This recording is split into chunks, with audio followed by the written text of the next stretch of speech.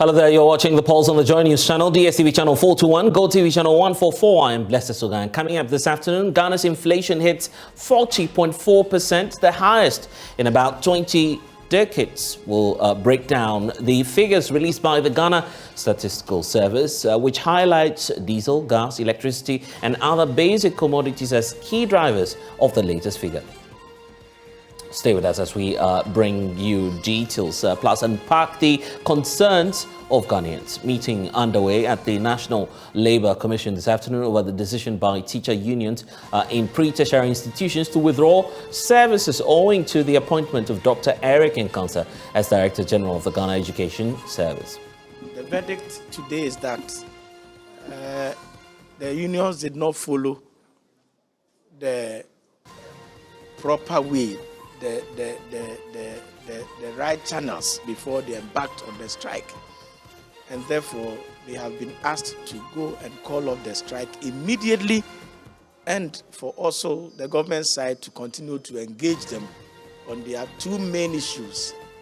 And so, giving that directive, would the labor unions agree to return to the classrooms? We'll get you the very latest after the NLC meeting today. Also, revered Catholic clergy Cardinal Tex in Apia expresses concern about the destruction of Ghana's vegetation in search for gold. Gold mining in our rivers. Our rivers are being reduced to a puddle. Go to the rivers that feed into the Pra, and it's all puddles. Afternoon, we hear the concerns of the religious leader who has been delivering a lecture at UPSA today. This is JoyNews, independent, fearless and credible journalism. The Pulse, as always, is brought to you by Global Communities, Digny Lu, Affordable Safe Sanitation. Don't forget that we're streaming live on YouTube, and all of our social media handles is at JoyNews on TV. I'm blessed Sogah. Thanks for choosing us. We'll be back with the details shortly.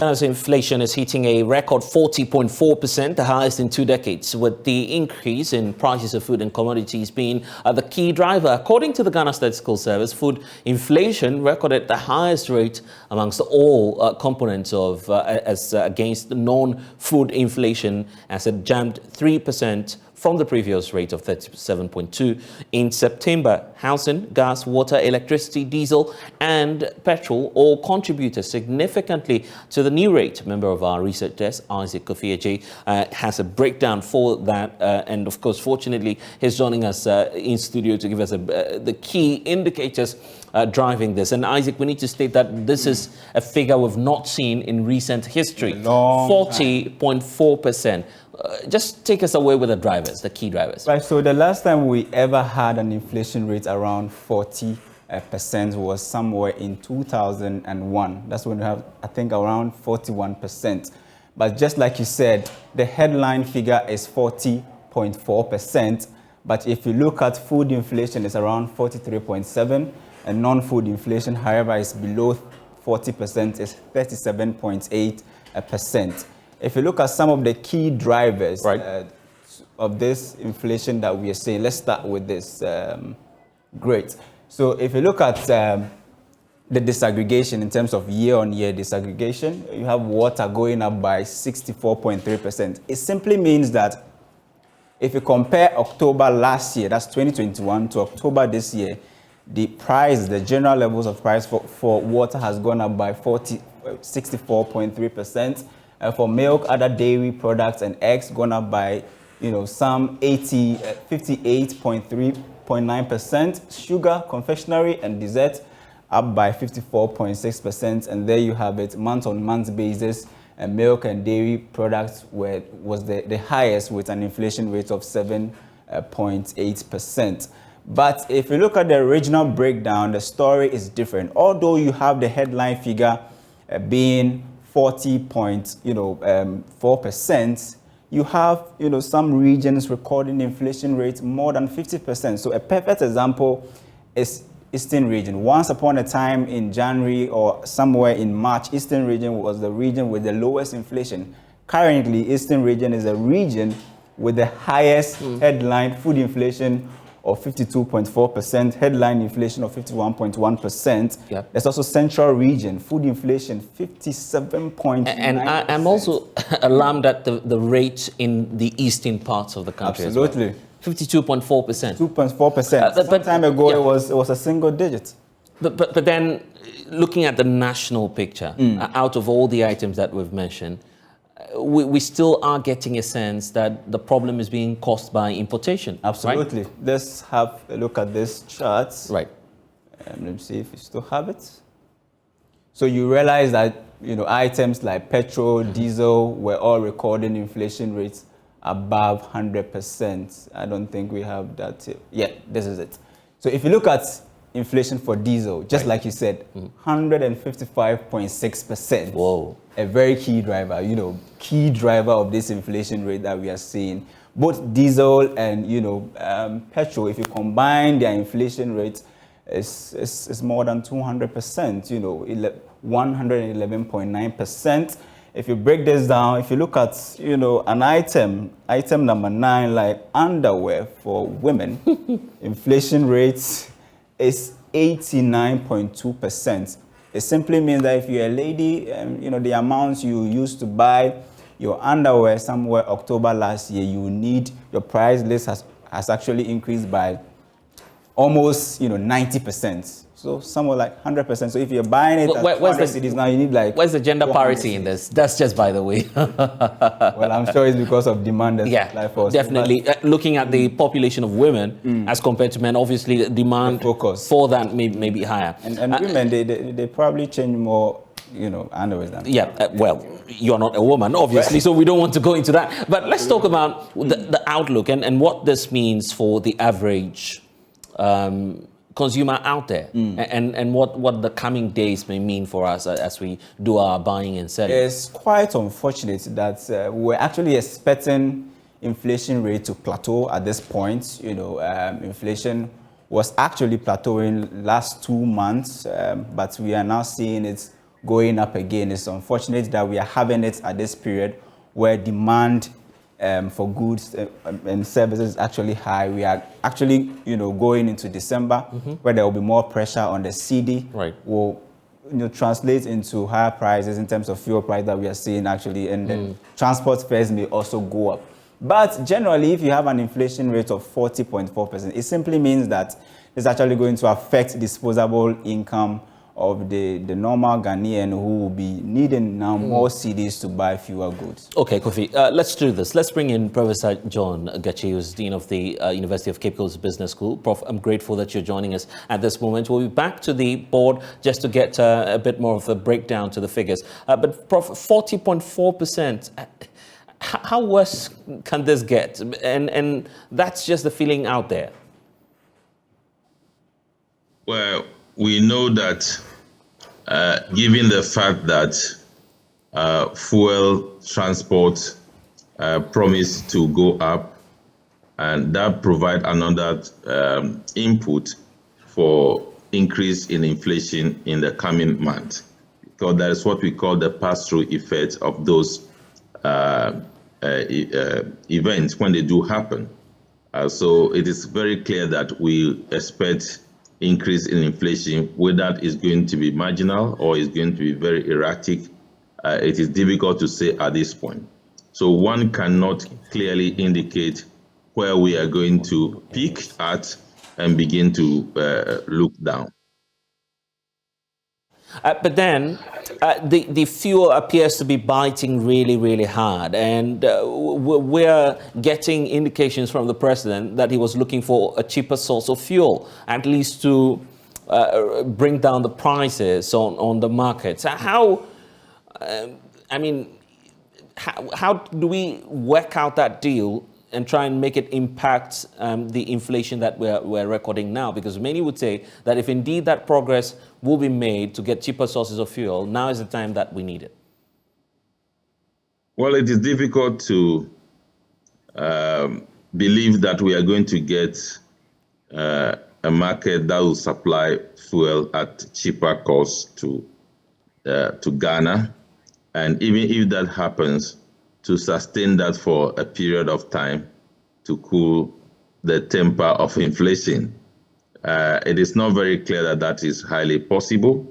So we wait to see whatever negotiation the government is engaging in to become fruitful. Other than that, it's a difficult journey to look for a cheaper source of refined product into the country. And of course, fuel will continue to pose threat to inflation because it's very sensitive to everything, sensitive to food, sensitive to transport, and the entire economy. So if that continues, if we're not able to get a very good solution to this, it means that inflation promises to go up further. But I think beyond that, we also need to appreciate that the drivers of inflation are threats to livelihood. You're talking about food, you're talking about housing, you're talking about electricity, gas, you're talking about fuels, and you're talking about transport. These are the basic human needs.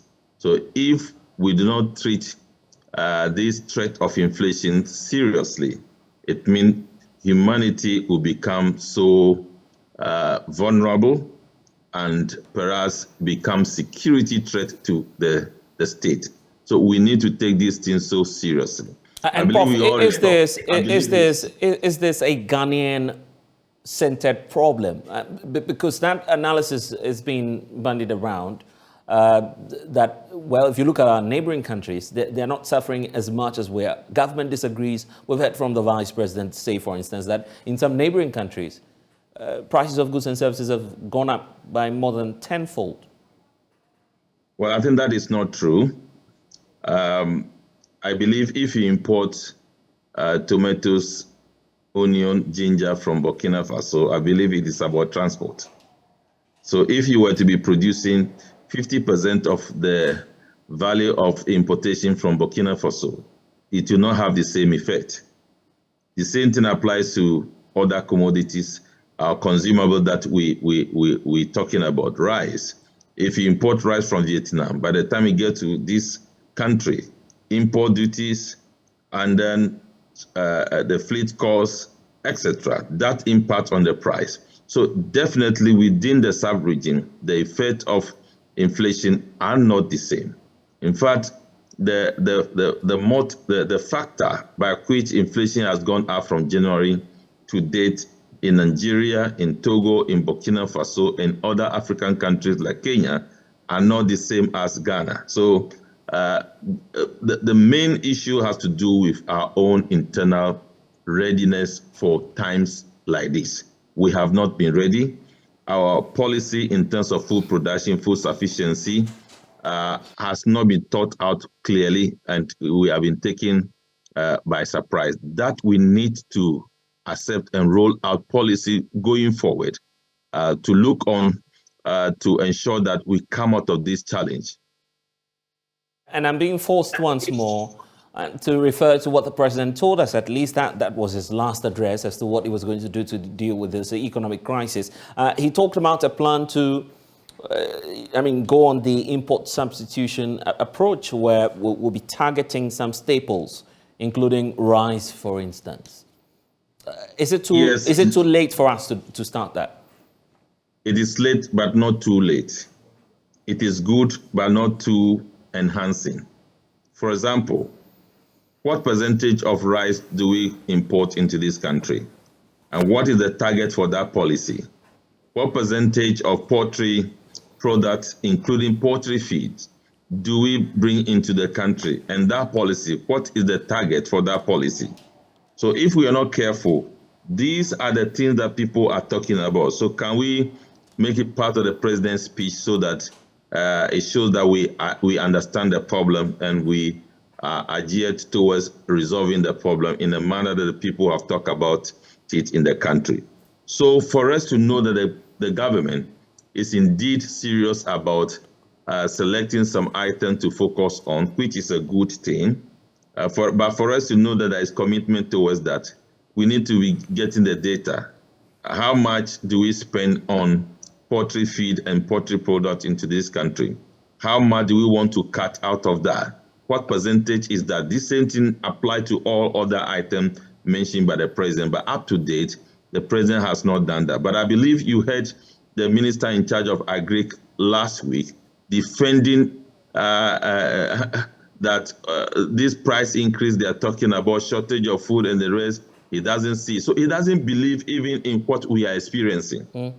So these are the challenges facing what the president said. And Prof, since you're talking about the Agric Minister, there's some development in Parliament in relation to this latest figures that we're receiving, the 40.4% in terms of inflation. Just hold on for me briefly, Prof. Let's bring in Kweku Asante, our parliamentary correspondent. And Kweku, we understand that the Agric Minister himself has been speaking on the high cost of transportation.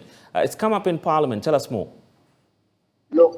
So the minister was in the House to answer questions regarding the food prices. We know it's one of the key drivers in the current the build-up for inflation. He has particularly been putting that on the Russia-Ukraine war.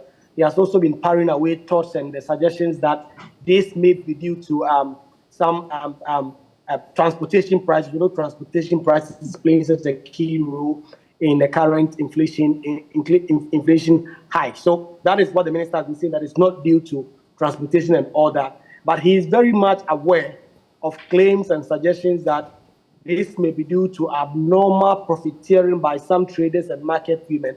He said that this is something they are investigating. This is something they are going to look into, try and see that it brings some finality to the matter. We can listen to the minister whilst he spoke on the floor of the House.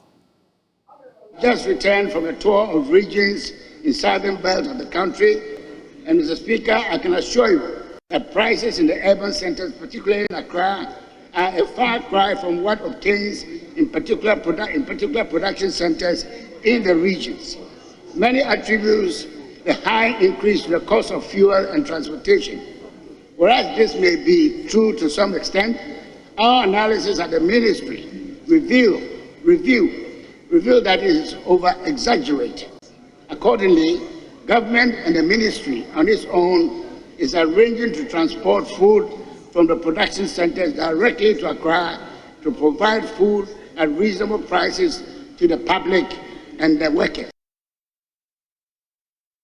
Also, that's the Agric Minister. And Kweku Asante, you would have to hold on for me because we understand that some more moves are being triggered by the minority in Parliament in response to some of these economic challenges that we're facing. But first, Prof, your reaction to what the Minister is saying. Well, I think we've gotten to a point we need to be very forthright. We don't have to take the minister seriously. In a crisis, we need people who can face the crisis and be able to carry people along to resolve the issues. It's as if that the minister has the penchant of dispelling anything that goes against what is affecting his ministry. I believe you know the data that was presented quite a few minutes ago, that central region proximate to Accra, eastern region proximate to Accra are having the highest inflation in the country. I mean, they are ranked within the regions with the highest inflation. How do you explain that? So the minister should go back to face the data and face the situation and provide guidance and leadership. We are tired of such responses to critical national issue. As a government, you should know that if food prices are affecting people, transport is affecting people, electricity and all these things affecting people, you should also be looking at it from the security point of view and not to trivialize the situation anytime you have the opportunity. And I'm grateful, Professor Gachi, for your time here on the JoyNews channel. And let me just quickly wrap up with you with a regional outlook. Well, so if we look at it from the African perspective, we look at countries like Tanzania. Their inflation for October 2022 is 4.9%. Swaziland, 5.8%. That was August. We have Ivory Coast, 6.3% September. Chad, 7.2% September.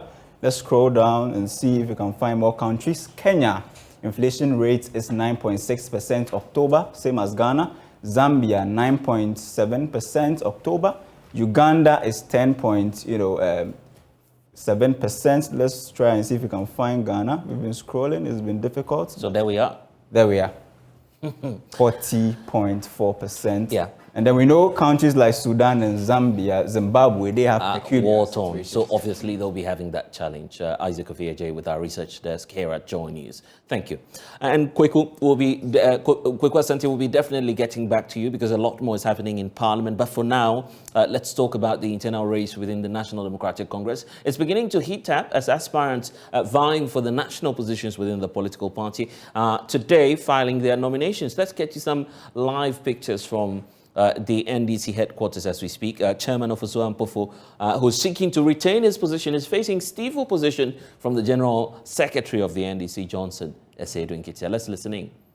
Serve as member.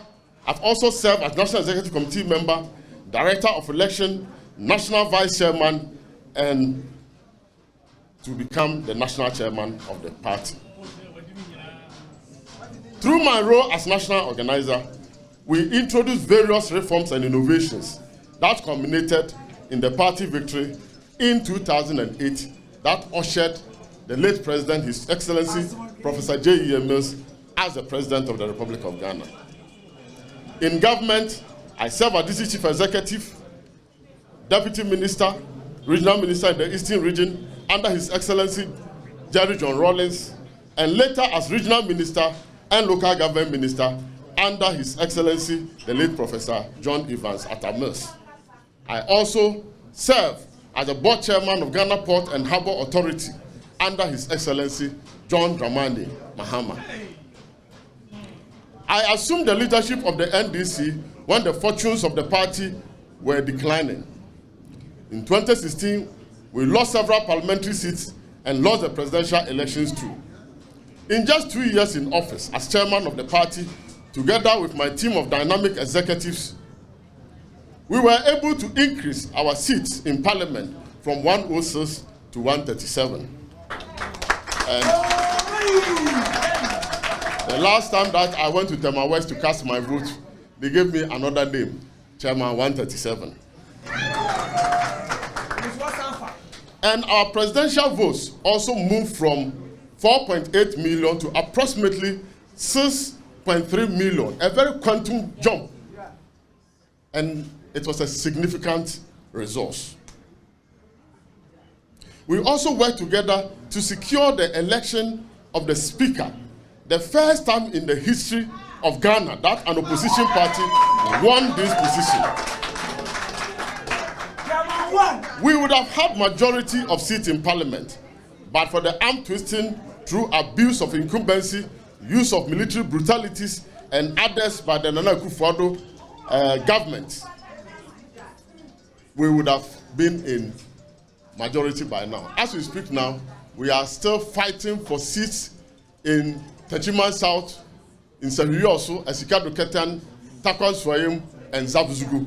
And we believe that if all things go on well, we will increase our seats in Parliament when these cases are brought to a conclusion.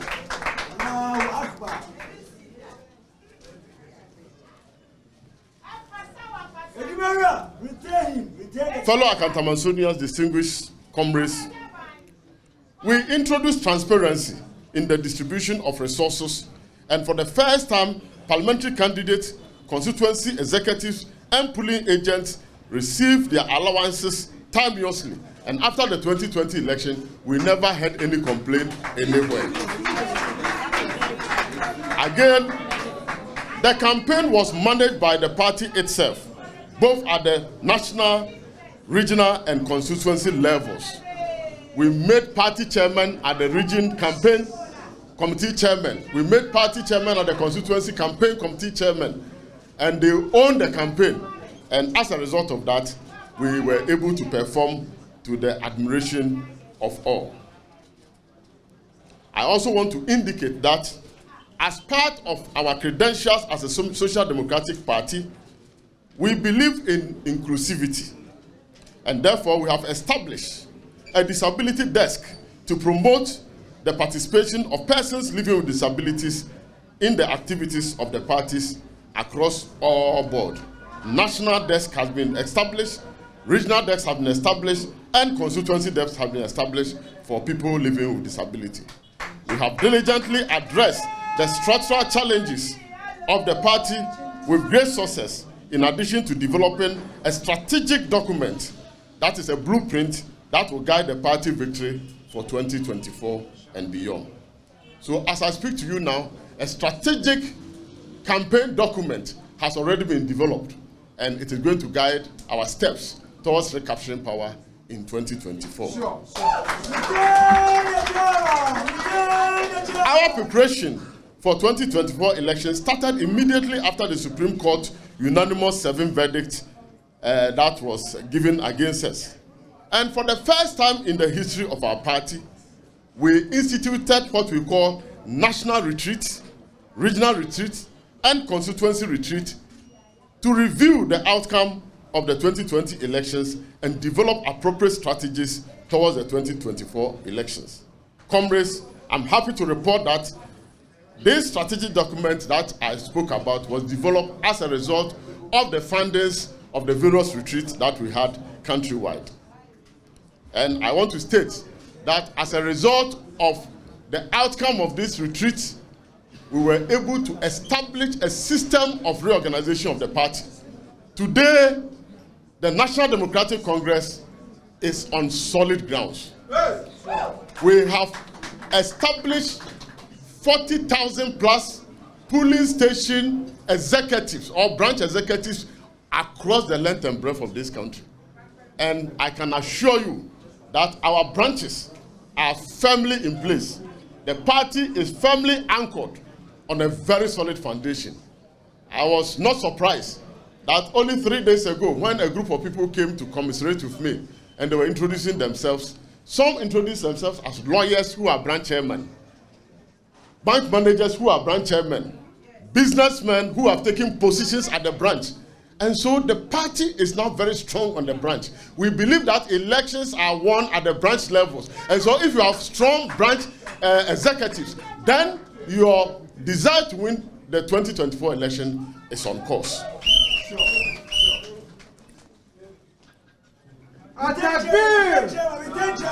We have also, after establishing strong structures at the branches, we have conducted elections in almost all the 275 constituencies to get new executive members at the constituency levels.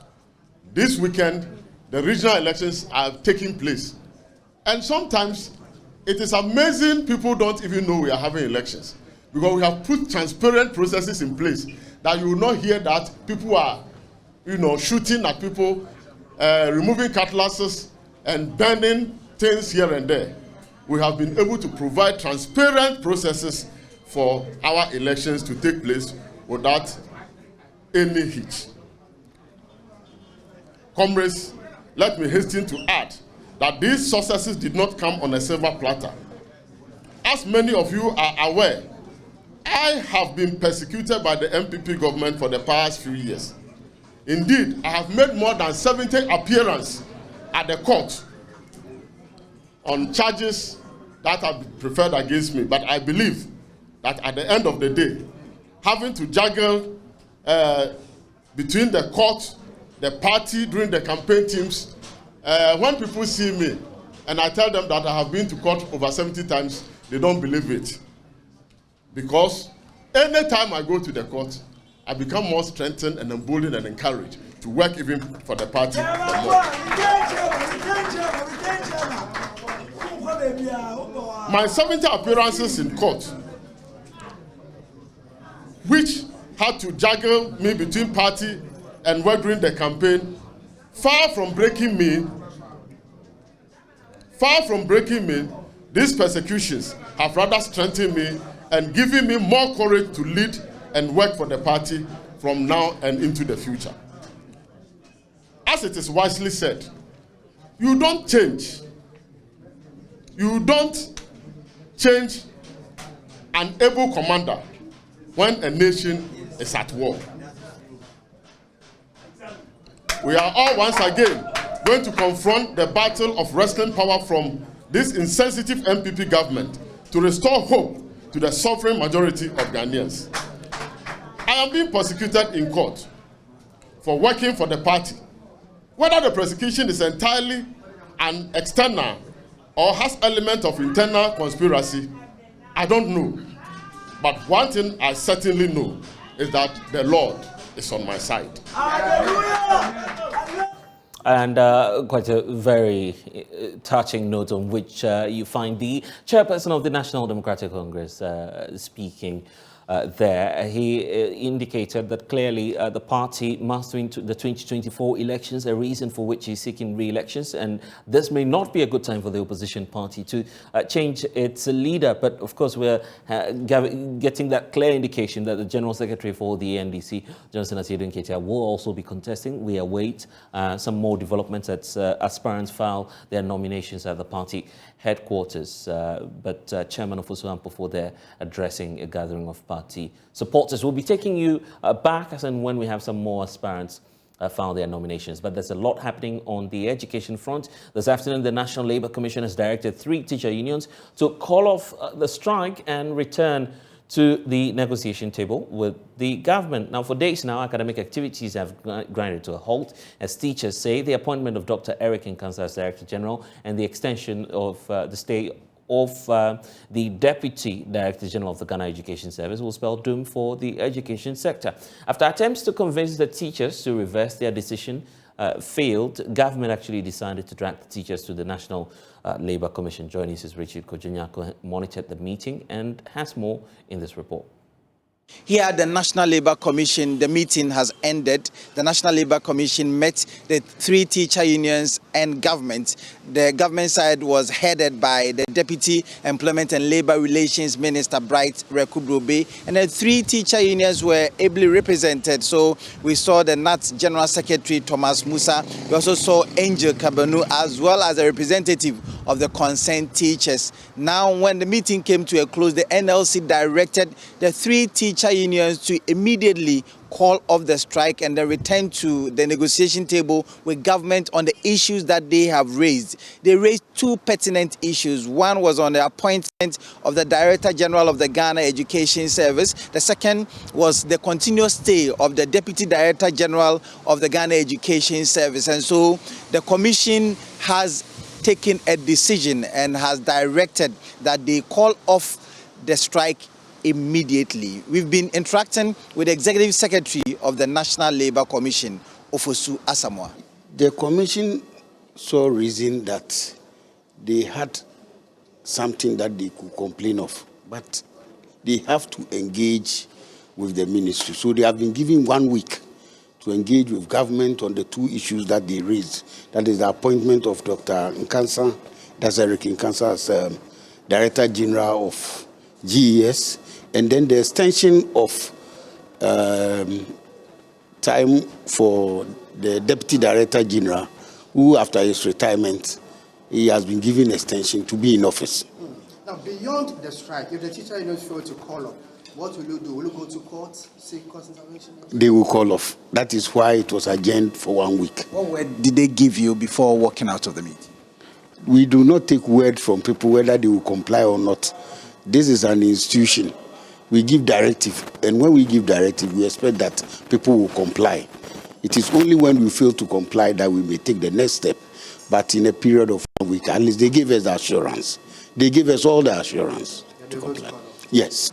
The government side, after the directive of the National Labour Commission, had it to say. So we've been speaking with Bright Rekubrobe, the Deputy Minister of Employment and Labour Relations.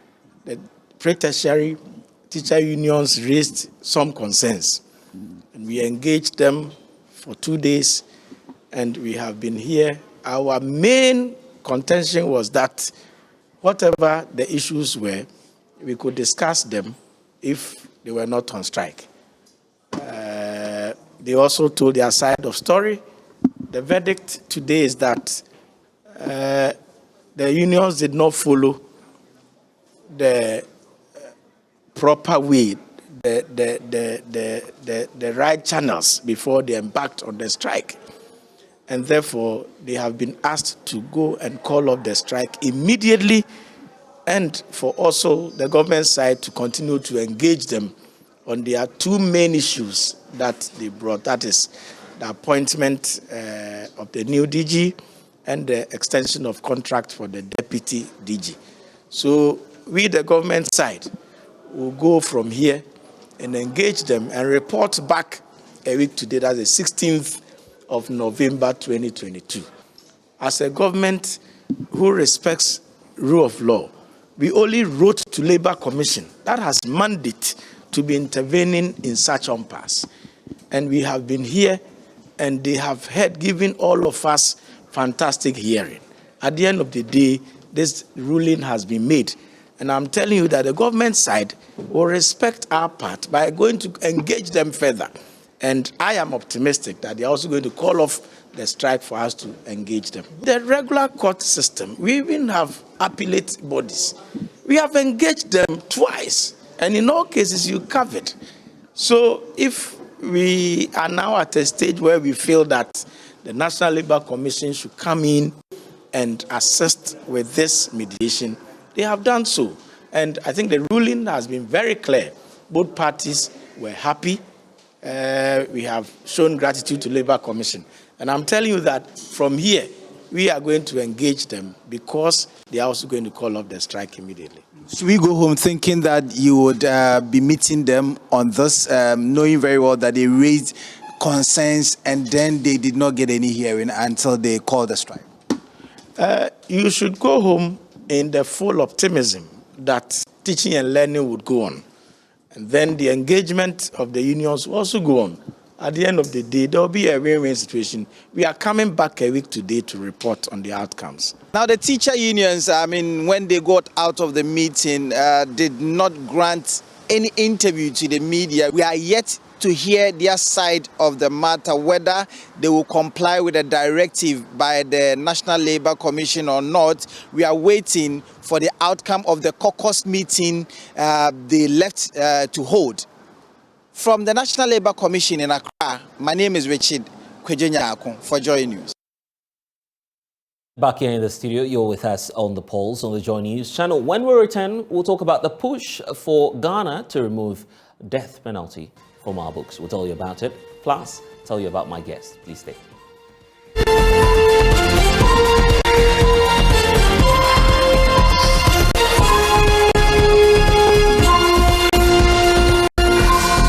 And you're welcome back to the polls. President Akufo-Addo has pledged support to two private members' bills initiated by Medina MP Francis Xavier Sosu to substitute life imprisonment for death penalty under the Criminal Offence Act 1960, Act 29, and the Armed Forces Act 1962.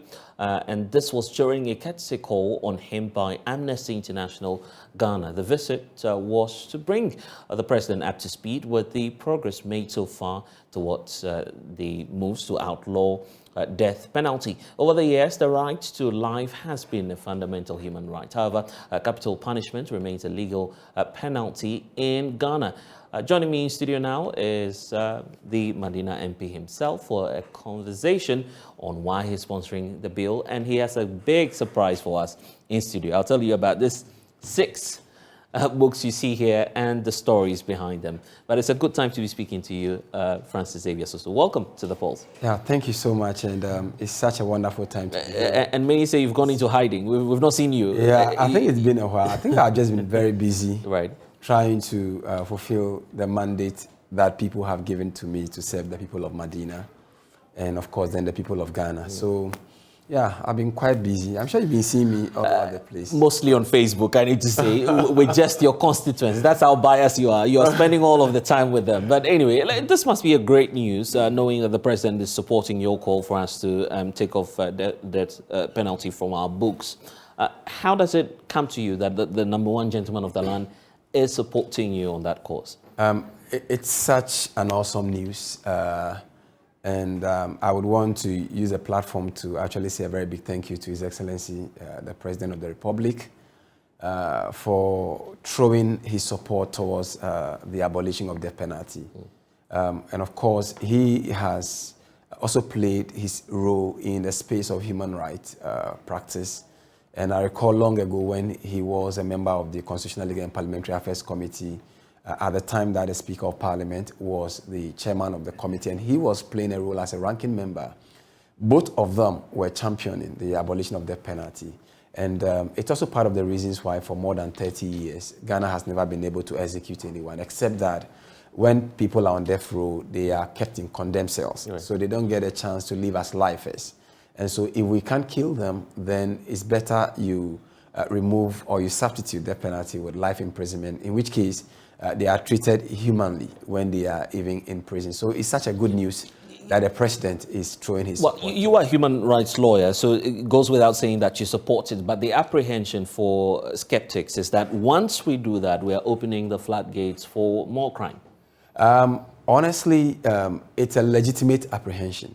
But I think Ghanaians would have to be more reflective about that, because the processes of lawmaking have changed. Right now, we are at a level where we see that we have a research-based approach to legislation. Mm-hmm. That apprehension has no, it has no basis. There's no data from anywhere that suggests that keeping the death penalty or the retaining death penalty actually serves as a deterrence to anybody. In fact, one of the foremost countries that abolished death penalty is Canada, and they did that way back in the 1970s. But you can go check the record. They have the lowest rate of violent crimes. Contrary to that, some states that still retain death penalty are rather the states that they have problems with gun control because, killing goes on. The point is that you cannot condemn killing and yet have a state-sponsored killing. That is inherently inconsistent with itself. So it's either you are pro-life, in which case you believe that no one must be killed. So in the unlikely event that somebody even commits any of those murders or whatever, when found guilty, you are confined to prison forever. Okay, so life imprisonment in exchange for death penalty. Yes. But then you're not just approaching the issue of the death penalty, you're also dealing with the Armed Forces Act. These are two bills. Are they sufficient in tackling the human rights lapse that you see when it comes to our law? Well, these two bills are actually the low-hanging fruits when it comes to efforts to abolish the penalty, because abolishing the penalty completely will require a constitutional review.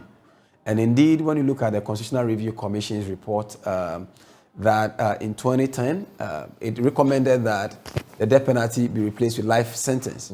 And this Constitutional Review report was, a government white paper was issued on it, which accepted the recommendation, except that attempting to abolish the penalty altogether will require a referendum, and we don't have the financial capacity. As we speak now, we have challenges in the economy, and you can't vote money to go and do a constitutional referendum. And that's why we chose the path of less resistance, right.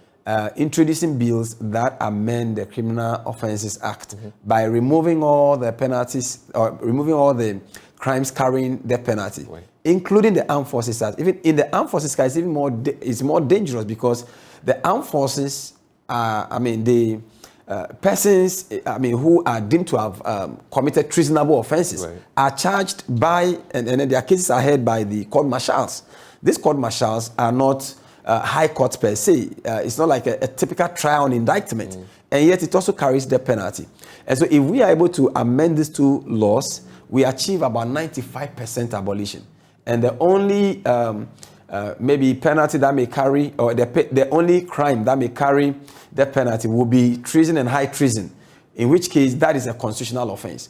The good news is that when you go to Insawan prison today, the about 171 people on death row were all charged under the Criminal Offences Act.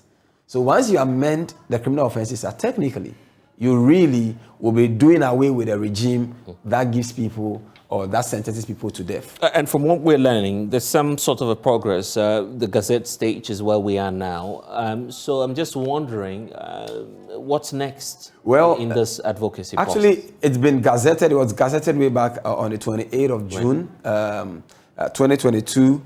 It's been laid. We've done the first laying and the first reading in Parliament, and it will be referred to the Constitutional, Legal and Parliamentary Affairs Committee of Parliament. Currently, as we speak, I think the leadership of the committee is meeting this week to consider the possibility of having a clause-by-clause consideration of the bill by the end of this month. And hopefully, we should be able to report back to Parliament before the end of the month. Then we'll have an opportunity to do a second reading, or we'll do the consideration of the bill and do a third reading for purposes of passing the bill. But then you are sure and certain that you have the buy-in of your colleague MPs? Well, you know, death penalty issues are a bit emotive. And sometimes people who have had personal experiences of having suffered either death as a result of murder or something, sometimes it takes a lot of, it would take a lot to accept, you know, that death penalty, we are doing away with death penalty. But the honest truth is that if you maintain a society of tooth for tooth, eye for eye, you'll get to a point where no one will have an eye, because then we'll keep plucking our eyes until it's gone.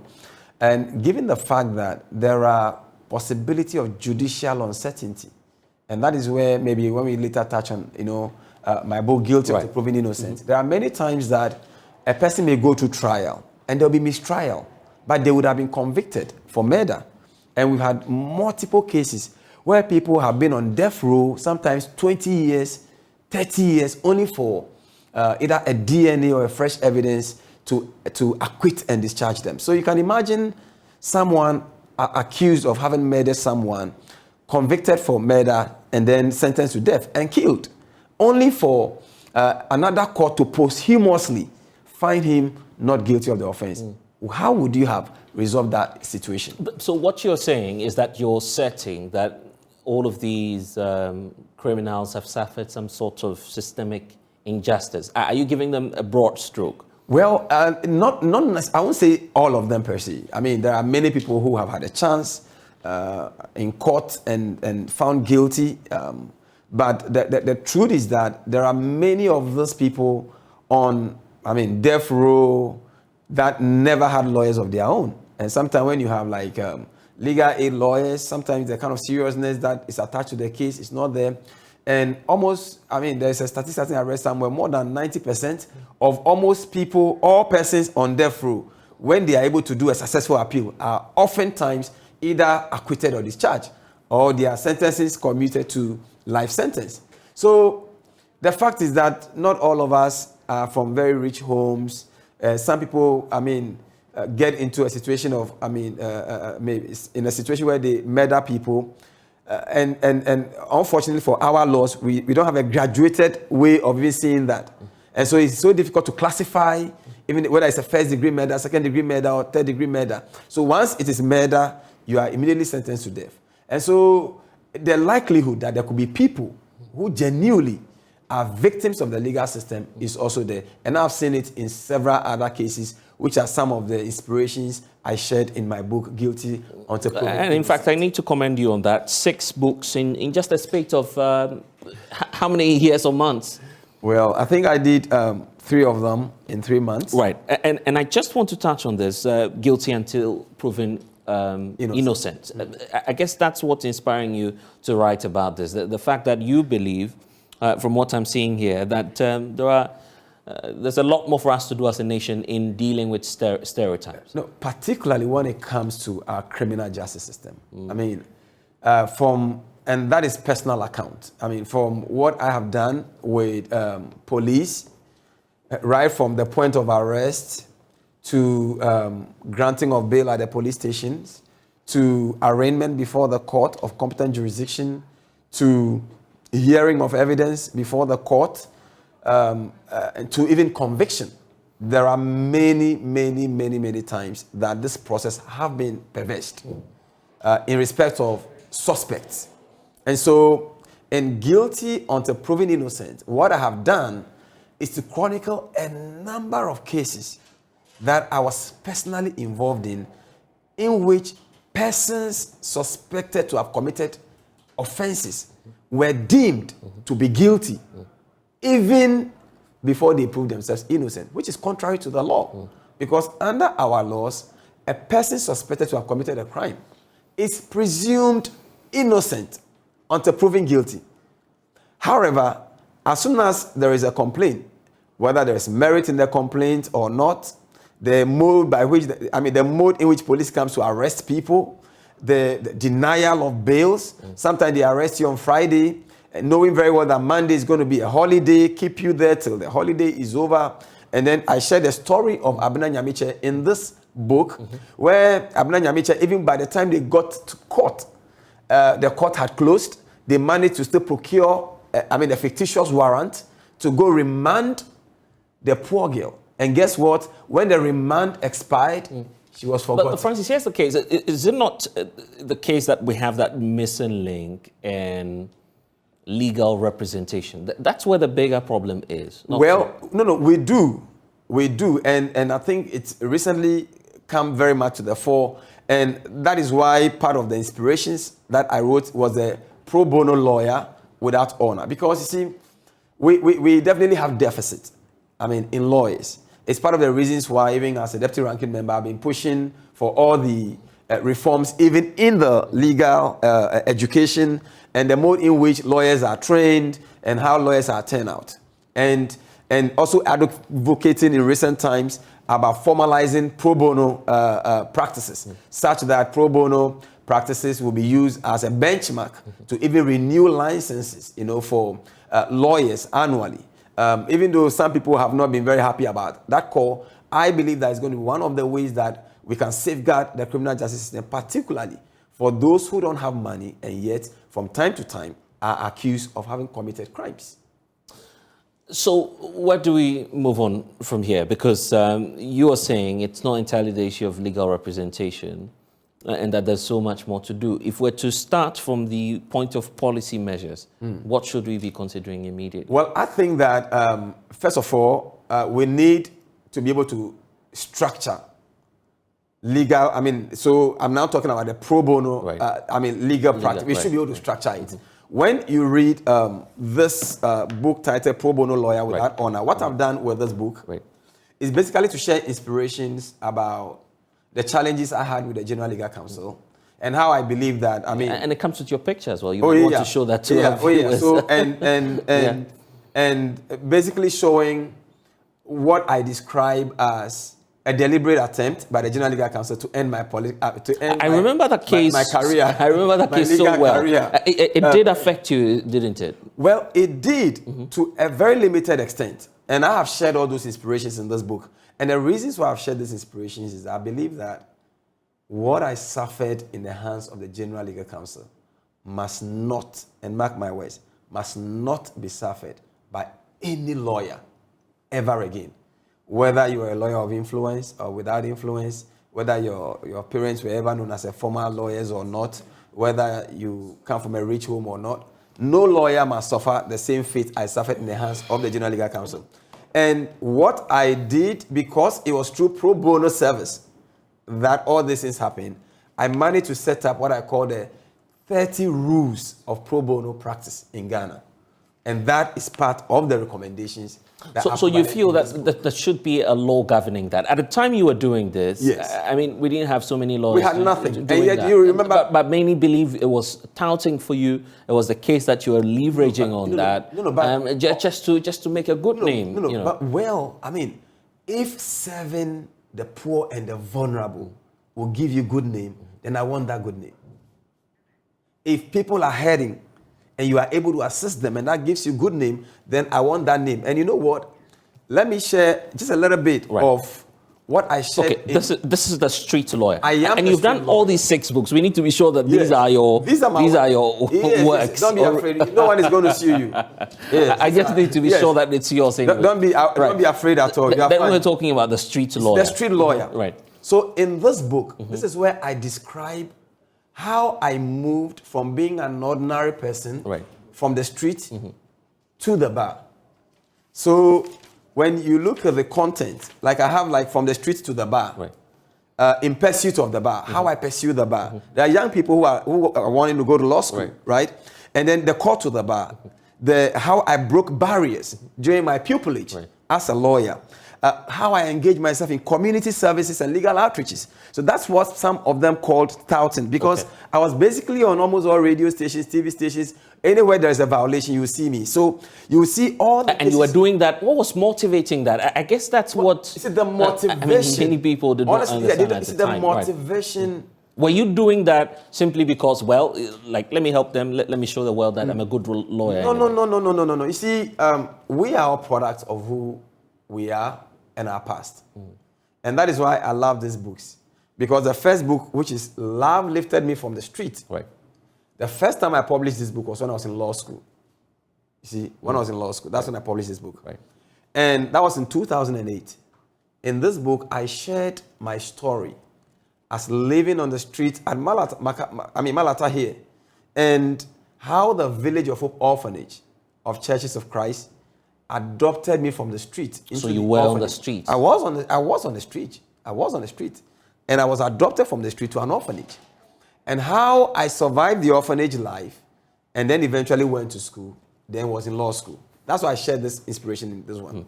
Now, then in this title, which is Homeless, right, I then share values and inspirations on the role that education played in my life whilst on the street. That by simply keeping an eye on education, I was able to get off the street, because you see, people will show you love.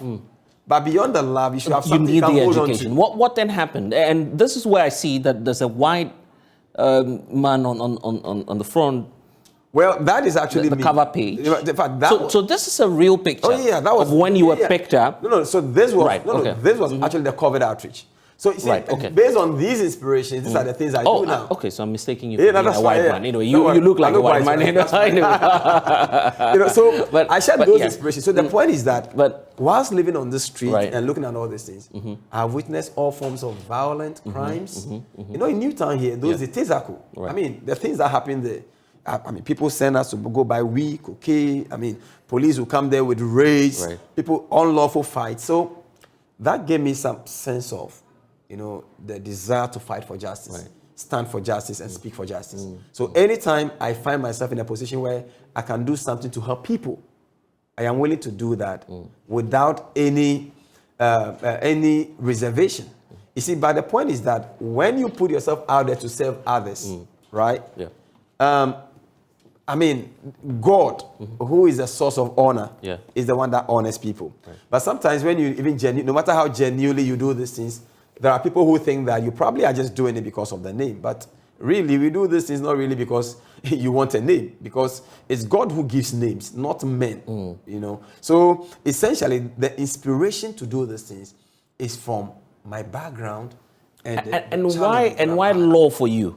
Actually, why law? Were you convinced to do it by someone? In fact, initially I wasn't thinking law. I began to think law when I was in Legon. I recall when I went to stand for the SRC president in Legon, I lost that position, and after losing that position, I had to serve on the committee, which is the communication committee. And in the communication committee, I served as a legal secretary to the committee. I wasn't a lawyer. But that immediately gave me some kind of inspiration to want to do a little bit about law. So I would often go to the law faculty to read their entrance exam questions and things like that. And that was where I began to fall in love with law. And I think I've shared part of that inspiration also on I Am the Street Lawyer, because then I shared how I found passion in law and how I became a lawyer and how from being a lawyer, I demystified the whole concept of being law, because those days, it's like we were untouchable people. I mean, part of the thing we were taught in law school is how you can be, you know, the law, you know, we are the creme de la creme of society. The learned fellows. We are the learned. So if you were my friend, you will be my friend who is not learned, right? And if you have to address me, you have to be my friend who is learned. Because then, by law, you are not learned. These are all good things to, I mean, grow our egos. But beyond the ego, I think that the essence of the law is service of the people. No matter how great a lawyer you are, if you cannot stand for justice, speak for justice, and fight for justice, then you are good enough. And should this also finally, and that will be my final question on these inspirations that you're sharing with us, on the issue about opening up legal education, because it's become almost like an elite club, as some would describe it. It's quite unfortunate. I mean, and let me quickly add that, I mean, whilst coming here, I saw a publication that says that, I think the law school had said that, I think the Law School General Legal Council had said that I mean, the new, is it the law student? Those who are going to be called to the bar or something, I don't know. Okay. They are demanded that they provide their social media account so they can monitor them. Yes, as part of, I'm like, please. They roll on into the system. What kind of, I don't want to seem to be very, very harsh, but I think, it's completely mindless. I mean, the point is that, to what extent? What law even gives them the power to do that? Which law? You see, the legal profession is regulated by law, and that's what worries me. And I've shared a lot of them in pro bono lawyer with our honor. Right, okay. You see, because you cannot claim to be, we can't claim to be lawyers, knowing very that we are governed by laws, and yet we get up and begin to arbitrarily do things. That is not fair. And for me, it becomes a great indictment on the institution. I think law school should be worried. And then the General Legal Council must be worried that year in, year out, they are in the news for one wrong thing, wrong decision. Either it's no marking or you can't call for your script, or either there's some corruption associated with entrance and all that. I think that is just becoming one too many. And they would have to stop that because it's not fair. And I think that directive clearly is a non-constitutional directive. Right. And they definitely need to back down on those directions. That people should provide their social media handles. So if I'm Francis Xavier Sosu and social media, I'm like maybe Kotia Bodam, then I'll say, okay, GLC, my name is social media is Kotia Bodam. So you can now every day be checking Kotia Bodam to see what, is it my TikTok dances or my posts, my mother that I cook with? What are you monitoring? So please, let's get serious. We want you to take decisions to open up law school. These are not the things that we are asking you to do. So I think that the GLC must come clear. It's not really, it's not cool. But, okay, talking about that GLC, see, so I didn't mention this one. This being the change. Being the change. Right. Now, in being the change, what I've done in being the change is to share inspirations about what we believe must be the change and why we must be the change. And much of what I've shared here, almost all the bills, since last year, I've introduced 9 private members' bills. Right. The death penalty is one, law school, witchcraft accusation, a number of them. Right. All of them have been shared also in this. So it's a complete package, yes. 6 books. Let's close the chapter on this before I begin to ask some more questions as a journalist. I think we're having a bit of a good chat talking about your background and what it is that you've done in your legal profession. But now you're a public officer, so I need to hold you to account a bit more. No problem. So let's close the chapter on this. When are you putting this out for people to have access So to we'll be doing launching of the book on Friday, on the 11th of November at exactly 11 at the DF Annan Auditorium in Parliament. Being the change was forwarded by the Right Honourable Speaker, and he will be chairing the official launching. Right. We have renowned people like Chachu Chikata, who also forwarded the guilty until proven innocent. Oh, amazing. They will all be there to support the launch. So we invite all of you who are lovers of justice and we have a few packages. Oh, amazing. If you want to see the packages, you can just call us. Sure that they can just reach out. You can reach out and make an order. And, all right. Okay, it's a good package. We'll talk about this. Of course, you can always reach out to the team, Lawyer Francis Xavier Sosu's team. They're on Facebook, and of course his office. I'm sure when you get to Medina, you will definitely locate his office. No, definitely. Definitely. But I don't have the constituency office. Yes. So back to the issues. Very recently, we know that you were in the news of having some challenges with the Ghana Police Service. It's not the first time. This time around, the police service says you were found culpable of not respecting the traffic regulations. Well, I wish I wouldn't discuss that much. The reason is that I'm actually writing a reflection on that. And actually, the title of that reflection is The Unruly IGP in the village of Kotia Bodam. And I describe exactly the kind of needless showmanship than policing. You feel George Akufo-Dampare, PhD holder, Dr. George Akufo-Dampare is fixated on lawyer Francis Xavier Sosu. Is that what you're saying? Obviously. It's obvious. I think that, right from the showdown at Medina, where we had a very legitimate demonstration, which had no casualties whatsoever, which they misreported and made all kinds of news about, to what happened on Thursday. Maybe for purposes of those who are listening. Right. What happened on Thursday? So this is what happened on Thursday. I left Parliament quite late to access. We have finished our constituency elections, and we're going to do swearing-in ceremony in the constituency. Right. And I left Parliament quite late, so I was running late. So I turned on my hazards as well as my security lights and my sirens to ward off traffic so I can join the main road. That's just what happened. So in the middle of that, then I got stopped. So I thought that I was stopped because of the unlawful use of those sirens. You see, but the point is that we don't have any law on unlawful use of siren. We have an airline that prescribes category of people that can use siren. But in Parliament, almost 90% of us have those sirens because they are extra security for us. Sometimes you may be driving in the night, places may be obscured, you turn on those lights, sometimes you turn on the security light, so you can ward off. You recall that, some Georges, sirens, warded off, some armed robbers that once upon a time attacked them, and the news is there. So it's for security reasons. It's a security reason. That's why you had but it was unlawful. No. Right? You see, the reason why, how unlawful? You see, the reason is that, people don't understand. In our law, an act only becomes unlawful or a crime if it has been prescribed and sentences prescribed for them. The fact is that, even as Parliament, we are yet to really determine what exactly to do with that situation. So how do you connect this to the IGP? So this is what happened. That's exactly what happened. Yeah, right. So when I was stopped and I asked them, why are you stopping? They said the IGP is monitoring that street. And that's why they asked me to stop. That's what they said. You were stopped because the IGP they said was there. The IGP is monitoring that street. That's number one. Then number two, I said, so what should I do? They said, our instruction is that we should impound the vehicle. Guess what I did? I left the vehicle for them together with my keys. Then the police gave me a vehicle with 2 motorcades, one behind me, one in front, to clear the traffic to the meeting. This is the part of the story that many of they will never know. You see, people will never know. The police gave you escort. Escort after your car was impounded. Then I went to the meeting. When I closed from the meeting, then I called. So can I come for the car? They said, oh no, unless tomorrow. In the morning, I was going to Parliament. I called again. Then they said that they had instruction to take me to court.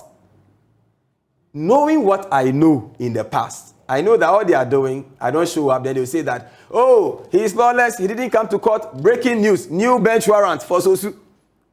So I called my colleague, Honorable James Agaga, who came with me to the court. And my whole idea was that I'm not interested in whatever they want to do. I was going to report this to my leadership, but whatever they say, I'm going to admit what they say, let me pay the fine and leave, because I know that they are up to mischief. So I went there, admitted my offenses, paid the fines, and left to Parliament. So I asked my bodyguard to take a copy of the receipt to the police service so that they can release the car to me. He took the copy of the receipt to them. Then they took pictures of the receipt and shared on social media, number one. Number two, whilst I'm in Parliament and parliamentary proceedings are ongoing, my colleagues are coming to me, breaking news, so arrested. Like, arrested? Who arrested me? At what point in time? So when I was arrested, who detained me? Was I bailed? Who bailed me? And when? What? So just briefly, in 30 seconds, what then? So you see, nothing happened. Why then do you believe the IGP is he not the head of the Ghana Police Service? Who must take ultimate responsibility of this lawlessness, this needless targeting? Who must take responsibility? Who must take responsibility? Ghana is not a police state. The police is supposed to behave professionally within the limits of the law. But honestly speaking, the IGP is going beyond his limits. And he must understand that policing is governed. It's a profession. He has a lot of people it is not showmanship. Appreciating how he's changed the face of the Ghana Police Service. When 1,000 people hail a foolish thing, it's still a foolish thing. The fact that 1 million people are clapping for a foolish behavior does not make it a correct behavior. You would want to use charitable words on the IGP. I don't know. I'm not speaking. Okay, these are statements, quite general statements. Okay. It's not in relation to IGP. Okay, I'm saying that eventually when my book is released, then people will understand that there are a lot of mischief in this country, but I am not deterred. You see, most of those things, it just rather gives me courage to continue to do what I do, to continue to serve the people, and to do right to Mother Ghana. Okay, let me give you just a minute to wrap up and to speak directly to my audience as we conclude this conversation. Ladies and gentlemen, I just want to thank you for the audience and want to encourage you to be available in Parliament on Friday and make sure you can get a copy of, a package of the books. In fact, we have gold package, we have all the packages. Okay. I know that this is where definitely. Definitely. So please make sure you just reach out to him. Definitely. And that's the Medina MP, lawyer Francis Xavier Soso, joining us here on The Pulse. But news just coming in is that Fire has actually gutted a taxi rank at Tamale. Let's get more from correspondent Martina Bugri, who joins us on the phone lines with details. Martina, what can you report? The fire started this afternoon and within a store where they sell wholesale materials. It started, the occupants tried to put it off, but that didn't work. They called in the police, the fire service. By the time they got there, they were able to put it off, but eventually everything in that store was gone. The fortunate thing is that they were able to stop the fire from spreading to other stores that were lined up in that area. And so as we speak, one store, we are told, got everything damaged. Fire service said they are unable to tell immediately what's the cause of the fire, but in due course, investigations have begun and they will give us details when they have something. And so, what's the response like in terms of the authorities? What are they doing to just ensure that there's some sort of law and order where you are? There is law and order as we speak.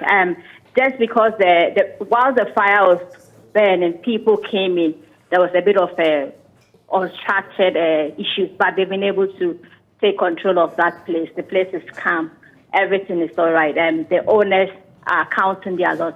But fortunately, they've been able to stop it from spreading to other places. And so there's no chaos at all as we speak. The place is calm.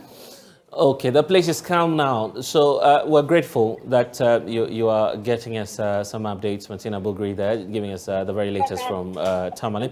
Let's go to Samuel Kujo-Brace, who has the latest from the NDC headquarters. Brace, what can you report?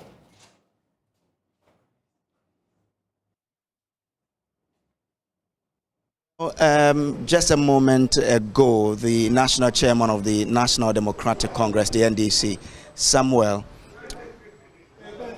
Ofosu-Ampofo, filed his nomination to contest as chairman of the party again. Now, he has brought to the fore what he has done for the party as a chairman, the sort of things his leadership has done to ensure that the party is put on a footing that will help it recapture power in 2024. He says he's the best man to lead the party again because under his leadership, they've been able to train 40,000 plus polling station executives that will help the party monitor the election 2024 well. He says that they've put in place measures to train more than 80,000 people to help in monitoring this exercise. But his election, his filing, the nomination that he came to file today was graced with a lot of people, party members, party executives from various constituencies across the length and breadth of the country who had come to help him. Let's try to speak to some people to really understand what they do make of his chances going against the general secretary of the party, Koku Dela. Here is from the Tema constituency, Tema West constituency. He's been supporting this man. Now, what do you see in him that people like General Asedu Nketiah do not see, that makes you feel that he is the right man to lead your party going into 2024? Thank you very much. At this point in time, the nation as a whole and the National Democratic Congress as a party, we need a chairman that is civil, a chairman that is decorum, and a chairman that is respected across the beyond the parties. So as we speak now, our best bet is Honorable Chairman Samuel Ofosu-Ampofo. We can't do away with him because he has been around for some time, and he, as you heard him saying, he has already outlined policies that are feasible, policies that are doable, and policies that are tenable in gearing towards 2024 general election. Thank you very much. But General Sedu Nketiah has also been around for some time. You still feel that Ofosu-Ampofo beat him in all aspects? As I said, elections, we don't conduct elections on the radio stations. We don't conduct elections in the public by vilifying your other contendants. And we are saying that we need a party or a chairman that is decorum, a chairman that is civil, and a chairman above all that is transparency, that is a work that is transparent to all. That is what we need at this point in time. That is what we are saying. That retaining Chairman Ofosu-Ampofo is our best bet at this point in time, gearing towards 2024 general election. All right, thank you very much. Now let's try and speak to Honorable Kojo Eduasare. He's Director for Special Duties at the NDC, a former MP for Adenta. He's also been here supporting Samuel Ofosu-Ampofo. What do you see in him that you think is superior to other candidates that are running for this chairmanship race? Well, I think he's been around for the best part of 30 years, starting from the days when he was a party officer at the Fantiakwa constituency. Rose to become the district chief executive, I think, at age 27, and all through to become the national organizer for 3 terms. And later became the elections director before becoming the chairman. This is someone who has institutional memory of the party, who has worked with various leaders, various chairmen from the very beginning. So this is an experienced personality, someone who understands the NDC psyche from day one and knows when to go and when to stop. And for me, the best part of it is when I had to work with him during the 2020 elections. I was here in this office working with him for the best part of 3 months. That is from October, November, and December when the election was held and beyond. I worked closely with him because he delegated a number of his duties for me to handle. But if you have a general that has led you to battle and lost, why not change him? I don't understand what you mean by that. If that logic is something we can take, then probably some of those who want to contest shouldn't even come in at all, because the term general, as you preferred to use, was their title rather. So I think that you don't win all battles because circumstances differ. And everybody in this country knows that, but for the militancy attitude that the government arrogated onto itself, using the military to cajole electoral commission and their staff and manipulating all manner of electoral commission staff, and we ended up even losing 8 human beings as a result of indiscriminate shooting by reckless military people. We would have won that election. We went to court, we thought we won by our books, and we had a court that thought otherwise. But because you couldn't provide the evidence needed. The court chose to write its own theory for the verdict, and they chose to give that verdict. What I saw was not law. But we all watched it. They asked you for evidence, and those weren't provided. We took issues to court. We took the issues to court. The court chose to sidestep our issues and brought up their own issues and gave verdicts on them. So for me, I didn't see justice. Do you understand?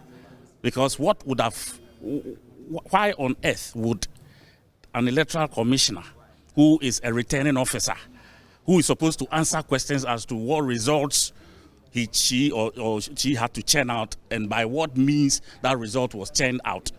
They found a way to dribble all of us and got her out from the box.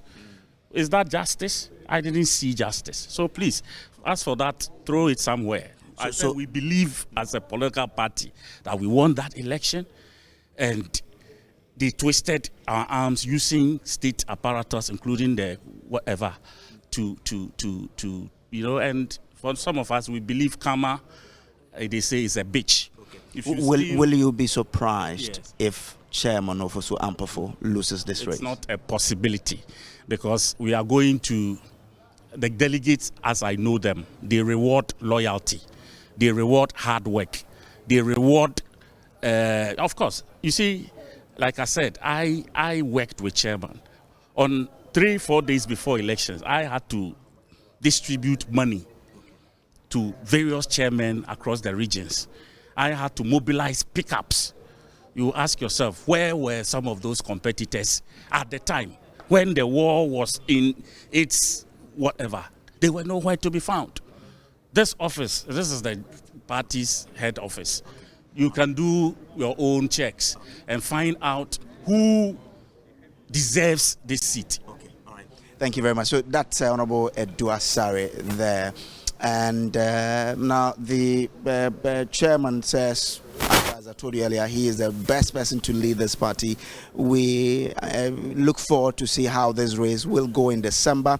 But earlier, before him, as Elvis Efriye Ankra was here to file his nomination to run as General Secretary of this party, he also put forth his achievement rising through the party from polling station to being an executive, being a minister, and being in charge of the party's elections in 2000, in 2008, and then in 2012. A very interesting contest that we will all be looking forward to in December. So from us here at the NDC headquarters at Accra, over to you, Blessed. Let's talk about illegal mining now. A cardinal of the Catholic Church, Texan Appiah, has added his voice to that of other religious leaders in condemning the destruction of Ghana's forest reserves for gold. President Akufo-Addo was recently petitioned by leadership of the Christian community in Ghana after it told some galamsey-prone areas in the eastern region. The religious leaders subsequently declared a nationwide prayer and fasting, asking for divine interventions to heal the land. The latest to add his voice is Cardinal Texan Appiah. He's worried that the destruction of the environment in search of gold will deny future generations of what is due them. Climate crisis is still with us. And what we want to do with it is it with us. Here, I suppose, because we're in the tropics, it doesn't make much sense to talk about temperature increase, because we say we are in the tropics already. But there is indeed temperature increase. And if you go along the coast, you see all the coconut trees falling into the sea, because the sea rise is on us. So we're suffering the impact of it. We're not like any of the Pacific islands where the island is going on the water, or the highest point of the island is only 1 meter above sea level. We do have a lot of land mass, but the coastline betrays the fact that there's still something happening. So that is the climate. In India, most of the year you don't see the top of Mount Everest because of smog, because of polluted skies. Same thing happens in China every now and then. And here, because of gold mining in our rivers are being reduced to a puddle. Go to the rivers that feed into the Pra, and it's all puddles. And Cobra is not a flowing river anymore because of search for gold. You know, there's one thing that is being talked about, because a month ago I was in Sweden, and there is a group intending to take to the United Nations a document that they call the ecocide law. They're trying to get the United Nations to support the promulgation of a law that would enable people to prosecute people who cause or who kill, as it were, the environment. If such a law would pass, Ghana could be prosecuted for killing a lot of natural resources. I will leave that law to the United Nations and what they will do with it. And it's now time for our conversation with our partner CW's Thomas Sparrow, who's joining us with updates on talks to protect our environment, COP27, and a lot more is happening in Egypt. Thomas, what's at stake at COP27 and what's Germany's position there? There seems to be growing understanding that the effects of climate change have to be dealt with through international cooperation. This has to do with the fact that basically every country in the world is feeling the effects of climate change, although poorer developing countries are often affected in a more dramatic way. The big question is how that cooperation would work. Does it mean common projects to protect particularly sensitive regions like the Amazon? Does it mean so-called climate clubs, as German Chancellor Scholz proposed, to bring together countries fully committed to implementing climate targets?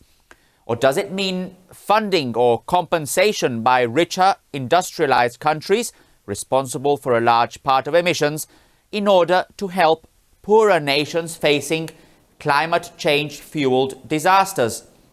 Several countries, including Germany, have pledged funding to help developing nations. And meanwhile, we do know that it seems that Germany itself is having some trouble meeting its own national climate targets. How come? An expert committee convened by the German government warned ahead of COP27 that the country was in serious danger of not meeting its climate goals for 2030. Berlin had promised to considerably reduce greenhouse gas emissions by 2030. Germany also vowed to completely exit coal by that year. But the country recently stepped up production as a result of Russia's war in Ukraine and Berlin's decision to reduce its dependence on Russian energy. These committee findings are important, especially because the German government has identified this current decade as the one laying the foundations for a CO2 neutral economy. Germany wants to be one of the first climate neutral industrial countries by 2045. And Thomas, let's talk about the citizens of Germany and what Germans actually think as to whether or not climate protection should be a priority.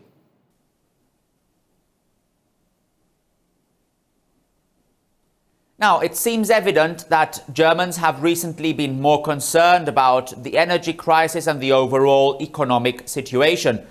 But climate protection does play a big role in the country, especially among younger generations, and also for the government. It's important to highlight that the Green Environmentalist Party is part of the country's governing coalition. Climate activists have also been grabbing the headlines recently in a very controversial way, by blocking dozens of highways and defacing artwork. These protests aren't unique to Germany, but they are heating up debate here in the country over how far people can go to fight for their future and whether these specific acts of protest should be penalized. Well, we'll leave it here for now. Thomas Sparrow with our partners, Deutsche Welle. And that's all we have for you here on The Pulse on the JoyNews channel. I'm Blessed Sogah. Don't forget to log on to myjoyonline.com. We have updates there for you.